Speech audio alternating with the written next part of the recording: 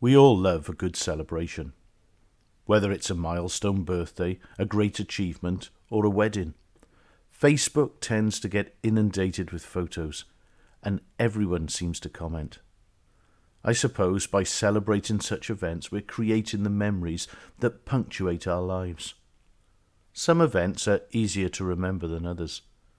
Maybe you remember a wedding where the bride was particularly late, or when something went dramatically wrong and you've just never forgotten it.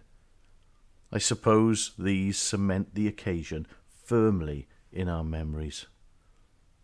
There was an event just like that in John's Gospel. It was a wedding in a place called Cana of Galilee, and the Lord Jesus attended the wedding with his disciples. Mary was there too, and some have speculated as to whether it was a daughter of hers that was getting married, but the truth is that the Bible just doesn't give us that detail. The wedding celebration was in full swing.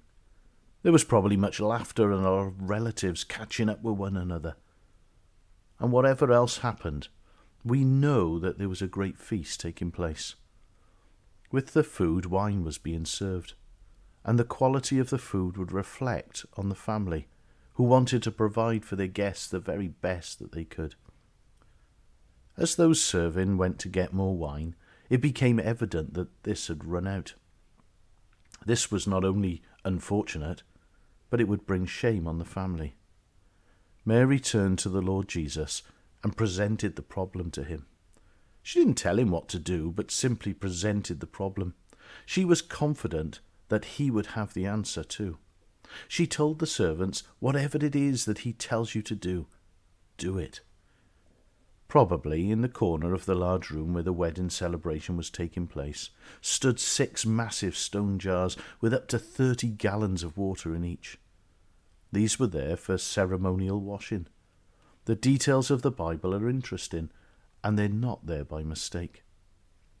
In the Bible, 6 is the number of man. He was made on the 6th day of creation. Not to take a human life is the 6th commandment, and so on. 6 pots for washing. Deep down, everyone knows that they're a sinner, and all the washing that we can do will not make us clean. Turning over a new leaf, trying our best, trying to impress, and so on, can never eradicate the mistakes that we've made in the past. The Lord Jesus gave simple instructions. Fill the water pots to the brim. The servants simply obeyed. Take some out and give it to the master of the feast. They did this as well.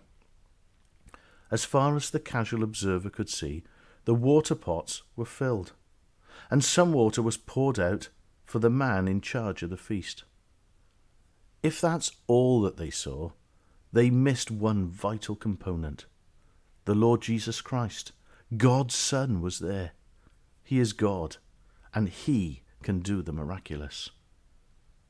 At some point the water became wine. But not just any wine. The master of the feast tasted it, and he exclaimed that this wine was far superior to the wine that they had run out of. John in his Gospel tells us why he recorded the miracles that he does. In John 20, verse 31, he tells us that Jesus did many miracles, but he recorded these ones so that we might believe that Jesus is the Christ, the Son of God, and that believing you may have life in his name. Not just that we might survive for eternity, but that we might know abundant life through believing that he is the one that God sent to go to the cross, to take the punishment and give us forgiveness when we believe.